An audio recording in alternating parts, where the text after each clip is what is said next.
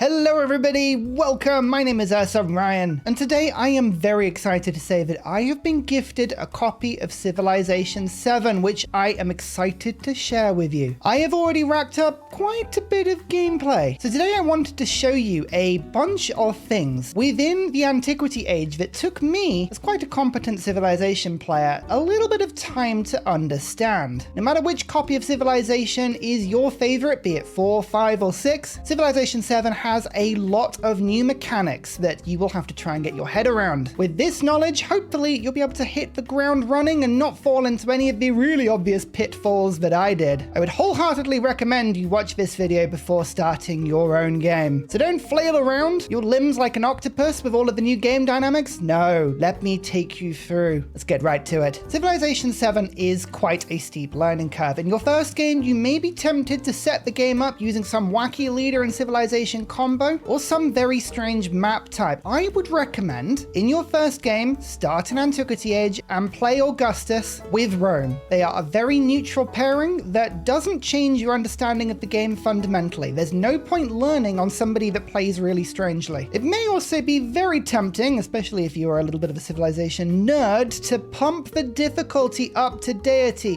I would recommend in your first game, stick with Governor. My impressions of Civilization VII are that the AI is incredibly powerful and able compared to previous editions. Governor is a good balance of having the ease and time to play your own game without it fundamentally changing. Leave the other settings alone. Civilization VII has a huge amount of information in it compared to previous editions because every leader and every civ has their own thing going on. Don't worry about it. Do not become disenchanted. Just dive in. In your first game, I would very much recommend keeping the tutorials on. They are helpful. I would also recommend going into the lens and making sure that all three are turned on: hex grid, resources, and yields. They do help. Do not worry at all about all of the different terrain types and yields. Civ VII has been balanced so that all terrain types are broadly playable. Instead, click the settler lens and make sure that wherever you do settle is next to water. As you can see, this spot will do absolutely fine. As we go through the game, you will print settlers in order to make towns. Remember that your first settler is called a founder, and they are different because this settlement will become a city. It will also become your capital. We are going to settle in place. You now get a choice as to whether you want to start with a scout or a warrior. Your first unit only costs 1 production. I would recommend going scout so that you can play with the new dynamics. On the city banner, the 1 is my population. The symbol of the scout shows that I'm currently producing it. The 6 tells me that it will be 6 turns until my capital grows a population, and the 1 tells me that the scout is 1 turn away from being finished. I can also click either on the tile or on the banner to come up with a bigger list of information about the city. My palace is giving me 5 food production, 1 culture, and 5 happiness, hence the yields we can see. Your capital comes turbocharged. Once your first scout is finished, I would recommend building a second. Visibility is key. Now simply begin to explore the map. At first, the tech tree will be quite confusing to you with a lot of different options. You could focus on army, science, culture, or some other financial reward. Just remember this: you start with agriculture, and if you research sailing, pottery, animal husbandry, and masonry, all of your regular tile improvements will receive boosted yields. I would recommend getting these 4 fairly early on. In most games, however, I would focus on rushing writing, which involves you getting pottery. This is so we can unlock the library. When your city gains a population, you have the option to grow the city by making a rural district. This can be incredibly confusing. Remember these things. Every tile has 1 and only 1 improvement associated with it. So you can see farms on these 3 tiles, a fishing boat on my right-hand tile, a woodcutter on the top right, and a clay pit on the top left. Every single one of those improvements is related to one of the aforementioned techs I mentioned before. The yields that you see on the map are not yields that you are getting. They are yields that you could potentially get. Currently, I only have 5 food. That is because the only tile that I am working is the city center. I am not getting any of the food from the surrounding tiles. Only improved tiles give you yields. This This really confused me when I first started playing. This is useful, however, because the game calculates what the yields will be if you improve the tile. So in this case, this one over to my left looks lovely with food production and 1 happiness. So I will grow the tile, put a farm down, culture bomb all of the tiles around it so that I can grow there in future. And now you can see I'm getting 6 food, 5 from my original tile and 1 from my improved farm. As your scout explores, every few turns, press this button, search. It takes 1 movement to do it. It increases your sight range by 1, revealing more of the map, and at twice the usual sight range, currently 6 tiles, it reveals all locations of significance that you want to explore. Here is a campfire, Civ VII's equivalent of a goodie hut. Now I know that I can go and beeline over to it. For this reason, scouts are incredibly useful to have early in the game, more useful, in my opinion, than warriors. Warriors are stronger, but they cannot search. As you explore the map, you will meet villages, the game's equivalent of city-states and barbarians. Villages either start as friendly or hostile, and keeping your mouse over the tile will tell you exactly what this is. This one is hostile. Don't panic though, enemy scouts cannot attack. In fact, your scout can't attack either. They are offenseless units, so you should be able to glide right by. Just keep an eye out for other units. Movement in Civ VII is pretty simple. Every unit has an amount of tiles they can move, but on the map there are tiles that are referred to as rough terrain, such as this rainforest or this river. No matter how many movement points you have, entering a rough tile will immediately end your turn. However, it only costs 1 movement to do it, so whilst moving into this river will end my turn, I can move round and enter the river from a different direction. This system is much more like the system in Civ V. Most story events and things around the map will give you a choice. Pick the one that suits you best. I would always focus on taking things that give you early game bonuses to your capital. In this case, 60 culture is worth the 50 damage taken on the scout. Some story events will offer you the options of taking on quests. Some options will avoid them entirely. Always take an option that gives a quest. I'm going to be taking the option that tries to get me to have a commander with 3 promotions. It's quite an easy one to do, and 15% production towards training all infantry is a good promotion. Anything on the civic tree that has a little quill on it is an unlockable social policy. Just like in Civ VI, you have a government that can pop down a certain number of social policies. You can only switch these around when you finish a civic. I would always recommend focusing on culture at the beginning of the game. The civic tree is split between the antiquity civics that everyone in the game has access to and your special civics for your nation. By the end of the antiquity age, you want to research everything in your nation's specific tree. Anything left will effectively be lost for the rest of the game. However, I would say at the beginning of the game, focus first on mysticism and then finish discipline. Finally, go for code of laws. All 3 of these will unlock aspects of the game that are essential to continue. When you ask to choose a government, don't worry. The only differences between them are what happens when your nation goes into a celebration, aka a golden age. If in doubt, pick oligarchy. Food is always welcome in your empire. As your city grows, focus on 2 things when you decide which tiles to take. Firstly, beeline for resources on the map. These will always come in handy later. Secondly, decide which ageless warehouse buildings you're going to pick. For instance, the Granary is something I'm going to build. The Granary improves the yield of all farms, pastures, and plantations on the map by 1 food. That represents a significant chunk of the tiles available to me, as incense and wine are improved with plantations, and horses and camels are improved with pastures. So as I build the Granary, I will focus on making sure those tiles are worked to start with, like this incense tile. All improved resources can be found in the resource allocation tab. For instance, the incense is currently in my capital and is giving me 10% bonus science. If you don't have space for resources in your cities, you will find them banked up on the left-hand side. Be warned, you can only reallocate resources when you improve a resource. In all other turns, this screen is locked. Let me tell you, I hit my head against this a significant amount. If a building says ageless, make sure you build it. Whilst an improvement makes a rural district, buildings can be used to make urban districts. Remember, when you place them, the urban districts must be next to another urban district. You can't just randomly put them around your city. Your city center starts with a palace, which counts as a building. Every urban district can have up to 2 buildings, and sometimes they can synergize with each other. Warehouse buildings do not apply these rules, they simply improve tiles around them in your city. Therefore, you do not have to think about them. If you can avoid it, never replace a rural district with an urban district because you will lose that improvement. When the building is finished, it will again culture bomb the city. Because of that, I want to claim this horse. I'm going to pop it on this tile. When it's finished, all of these tiles will be mine. Notice that when I unlocked pottery, it's given me +1 food on plantations. Hey presto, you can see the food has been applied to the tile. Remember that only improved tiles give you yields, and what you see is what you get. 1 food, 2 food, 7 food. Hey presto, 7 food. When moving units around, remember you can click on this little left-hand arrow for other options that you can't usually see. Options such as alert, sleep, and rest until fully healed are all hidden in this little sub-menu. It took me ages to find those. This is a village, one of the neutral parties of the map. If the units and the border are outlined in red, it means it's hostile. Be very careful. These units will attack you and they will kill your units. Unlocking mysticism in the civic tree will unlock your pantheon. There are a lot of options for pantheons. If in doubt, always pick Goddess of the Harvest. Food is always good, and putting food on farms, pastures, and plantations will stack with your granary. In almost every game, this is incredibly useful. You will see, however, my tiles have not changed. That is because to obtain any benefit from your pantheon, you must build the altar. Every settlement you own must have an altar for your pantheon to take effect. Once you've finished your granary, I would fully recommend queuing up 2 warriors. Cities, or these villages, are no joke in Civilization VII. If you don't like barbarians, this game will cook you. It is very difficult. Always have a standing army and focus on putting down your altar shortly afterwards. Whenever you meet a new civilization, you will be given this first meet choice. It is always worth the influence, which you accumulate at the top every turn, to play nice with other civilizations. It's your first go. Be friendly. Once you've met another civilization, you can see their stats by leaving your cursor over the top of the portraits. And if we click on Isabella, we can see endeavors. There are 2 that are important: cultural exchange and farmers market. You can only have one of these going with any leader at any one point. So if I start a cultural exchange with Isabella, I can't have one with anybody else. However, you should have one of these at any time. The benefits are too good. I'm currently gaining 15 culture per turn, and I have the possibility of gaining another +6 per turn. It's 3 yield. Take it. Unlocking the discipline civic will give you your first 3 commander. These act like great generals. Military units in Civ VII do not gain experience. Instead, the commanders do. They have a range of 1 tile around them that their effects are applied to. You can see this with the white. Stand them on top of units and always leave them stacked. They can be attacked if they are not on top of a military unit. They are very vulnerable. You want to keep them alive. Trust me. Once your capital is big enough, you will see that the settler appears as an option. In the top of the screen, you will see your settlement limit. You start with a limit of 3. You always want to max out this limit without going over the top of it. So because of that, once my warrior is finished, I will be building 2 settlers. Once you've unlocked writing, in most games, you want to go for currency. This unlocks specialists, one of the strongest mechanisms in the game. Just head towards that. Every time you get a celebration, if you're not sure what to do, click 20% food for 10 turns. It's always a reliably good thing to do. There are an overwhelming amount of resources in the game that all have different abilities. There are 2, however, that you need to look out for. Gold, as you can see on this tile, and silver. By far, these are the most powerful 2 resources in the game. Focus on settling those. On the map, you'll find natural wonders. These often have very impressive yields. You should always focus on settling them if you can. Scattered throughout the tech and civic trees, you will see certain things that give you +1 settlement limit. Always keep in mind, depending on which civ you're playing or which leader you're playing, the settlement limit in the antiquity age will never go above 7 or 8. It's worth keeping in mind on this. Going over that limit can lead to some severe penalties. If ever the AI offers you a deal and you're not sure what to do, click the middle option. It will cost you nothing and typically you will gain something from it. Beware of supporting things. You may get more yield, but you lose a lot of influence, and influence is one of the trickiest resources in the game to get. Always remember, if you see an enemy settler on the map, Civ VII is not like 5 or 6. Settlers cannot be stolen and they have health. Unless you specifically want to stop an AI settling, it is not worth declaring war to attack them. It will not give you any benefit. Not anymore. Also remember in Civ VII, settlers do not cost population. There is no no harm in making them in your capital. Gathering land units such as warriors and settlers into your commander speeds up your units, as your commander has an increased movement when they are in formation, so make sure you utilize this extra movement to get around the map quickly. Using a settler creates a town, not a city. Your settlements will connect together via roads. It is important that roads connect all of your settlements together. If you don't, several mechanics in the game will break. For this reason, I would never settle more than about 10 tiles away from your existing settlement. Towns are different from cities. It can be quite confusing, but this is what you have to remember. Until a town hits 7 population, it will remain a growing town. These grow very quickly and focus on food. They have no production queue. All production instead is converted to gold. However, you can use your gold to buy warehouse buildings, things like granaries, brickyards, saw pits. If in doubt, as usual, focus on food. Once you have Code of Laws, make sure you get the mastery for mysticism. Clan networks gives you 2 food in all settlements, a vital social policy you should have at all times. Merchants are one of the most complicated parts of the antiquity age. Don't overthink it. Scroll out to give yourself as big a zoom on the map as you can and find a city that's green. If I go to this city and create a trading post, I will get a copy of every resource they have improved, wine and ivory. I will also produce a road to it. Merchants must be physically walked across the map. Make sure you keep them safe. They are very vulnerable. Buildings can have very confusing effects. In your first playthrough, don't worry about things too much. Find something with a lot of numbers and put it on a tile with a lot of numbers. Honestly, you can't really go wrong. Remember, villages can attack like trucks. They are the barbarians of the game and they can be brutal. Make sure you always have a standing army. As you start to make towns, remember that some social policies only give you things in your palace, that's your capital, and some apply to all settlements. You want to start changing all of your cards to the settlements ones because they will give you bigger and bigger bonuses. Another civic to always beeline is citizenship because you get a card called Costs that gives 25% extra food in towns. You'll sense a theme with the best way to play this game. Once your merchant has arrived on one of these green settlements, press this button, make trade route. Bam! A lovely road has been made, and now all of these resources are in my empire. This, by the way, is how you win the economic legacy path. To win this, you need 20 resources in your settlements. Merchants let you get more and more of these, although be careful. They only apply to resources actually in your settlements, not empire resources that apply globally across your empire. You can now see in my capital that I've got the altar and the granary finished, so now my farms are on +3 food. Really good to grow this city out. Whatever bonuses you do, try and stack them as best you can. As you go through the age, there are 4 legacy paths you have to choose from when deciding what sort of points you want to take through to exploration. Culture has you build lots of wonders. Military, settle a lot of cities and conquer some whilst you're at it. Science, you have to display codices in your empire. And economic makes you assign resources. There is no wrong way to play Civ. In your first game, however, I would recommend you try science. It's by far the easiest to get into your head. All you have to do is earn 10 codices and then build buildings such as libraries in your nation so that they can be displayed. Pretty much all of them can be found in the tech tree in masteries. A codex is in this one, for instance, and this one, and this one, and this one. You get the idea. Just tech up a lot, you'll get them. Just make sure as well that once you've got writing, you want to beeline towards currency for the specialists and then mathematics to unlock the academies. Those things have 3 slots for them. They're very good. The mastery also gives you 2. If you ever see any narrative event that just says, hey, would you like one for 3?